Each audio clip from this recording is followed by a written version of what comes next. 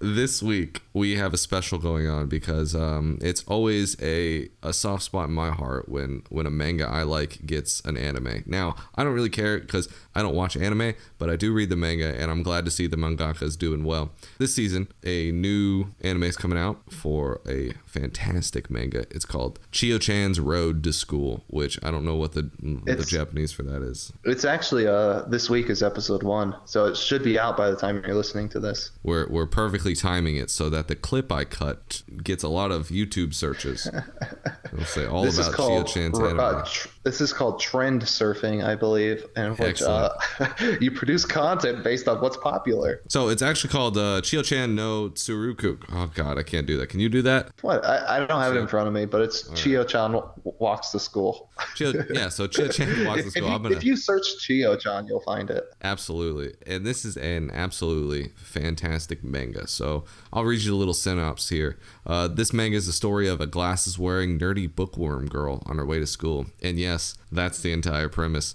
As she's not getting to school anytime soon, taking her usual route to school, it becomes increasingly unusual adventure. And all the things get more ridiculous as it carries on.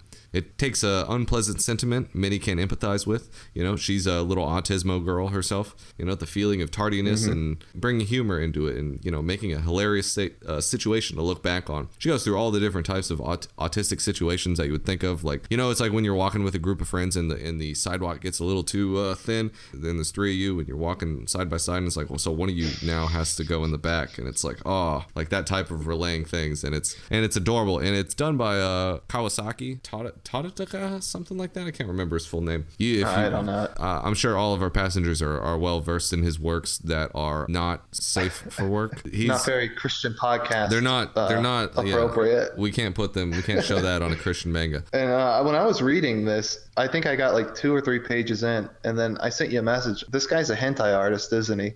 You could just tell by the way that he draws these very lewd and detailed expressions on everyday situations that don't really warrant it. Right. But like you could tell by that level of detail, you're like, something's up with this guy. I can tell it in the way that people draw eyes, because I feel like that's the number one thing. That's the window to the soul, as they say. And I looked at that, I was like, whoa, okay. I thought it was more of like, it's more like the blushing and like the mouth, because it reminded me of that shirt design with the ahegao faces all over it. Yeah, absolutely. I actually looked through that shirt design to see if one of his made it, but I didn't see anything. But yeah, he's got a lot of famous tanks that you can go and you can search out that are someplace that's probably not where this podcast is hosted. But it's absolutely fantastic. So the first couple episodes like get you situated to see Chio-chan walking to school. You know, she's a big video gamer. She's playing her she mostly Us gamers, am I right?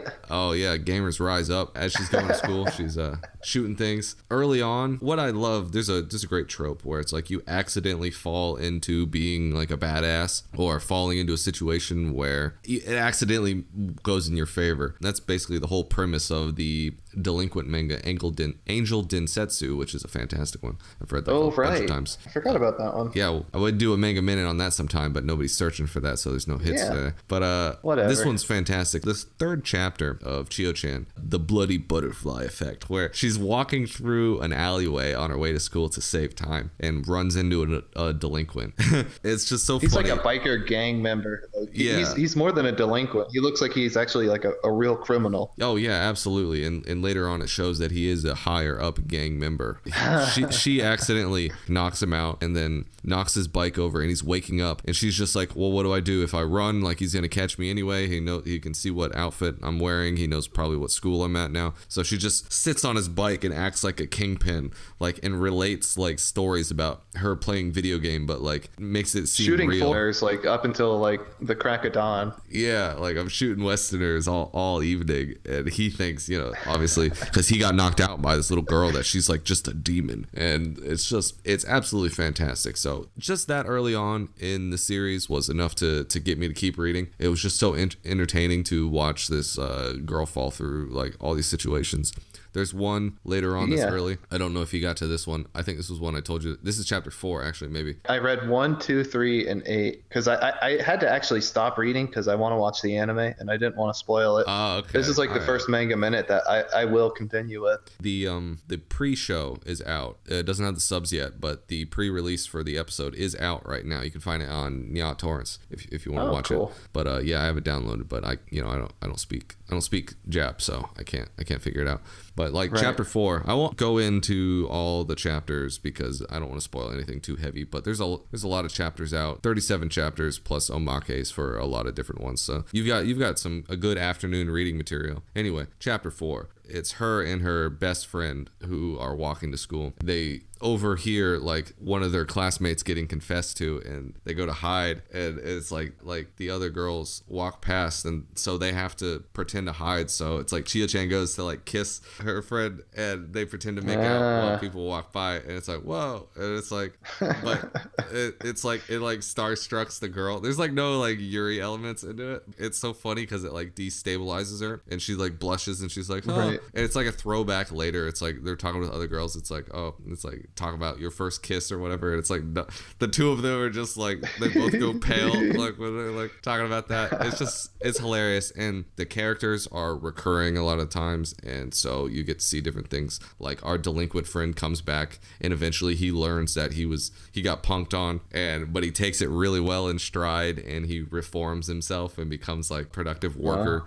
And they have like, I guess you'd call it like a crush on Chio-chan now. It's just, how could you not? I know, she's adorable, and when she makes those Hego faces, like what more do you need? But it's a absolutely fantastic manga. Yeah, and in fact, I almost don't want to talk about it too much more because I don't want to spoil it for myself even. Like, I don't know what it is about it, but it's really charming, I think is kind of what it is. And it's funny as well. A lot of Japanese humor doesn't land for me, but that's true. This one does. Yeah, it is a lot different. Like, but I find when it lands really hard. That's how Japanese humor is with me. Like that, and also High School Boys, Daily Lives of High School Boys is hilarious. That was fun. Yeah, but it's like, it's so rare that I actually laugh at anime or a Japanese thing. Like Cromartie High School is one that I actually really thought was funny, but it's so rare. There's so many other things that are supposed to be funny that I just don't laugh at. Yeah, like for this manga minute, you gave me a few options that you thought would be good ideas. One of them was like some schoolgirls or something where they all had the stupid nicknames. Mm-hmm. I think it's a comedy manga, but it did not click with me at all. It was very not funny, very boring, and I was upset I was worried that we would have to go with that one. But then you're like, what about Chio-chan? And then I read it, and I was like, dude, this is good stuff. That's I'm glad to hear that. See, normally Tom just kind of trugs through whatever I recommend. Yeah. But I'm glad to see that you actually found something that you like. Yeah. See, I've been reading this one since like 2017 at least. Like, so I keep up with it. It's absolutely fantastic, and I think it really does. Part of the appeal is his over-exaggerated expressions because he is, a professional Iro mangaka dude. A professional expression artist. Yes, that's probably the best way to put it. He captures human emotion. Oh, God. But even better because they're 2D, and 2D is greater than 3D. But sure. You know what? Actually, I was just gonna say one of my friends, one of my 2 or 3 weeaboo friends, he's really into this manga too, and he's been recommending it, to me and the other guys here and there. So now I finally read it. So I don't know. I'll be able to connect with another human on a nerd topic. And isn't that what this podcast is all about? Bringing people, weebs closer together. It's that human connection.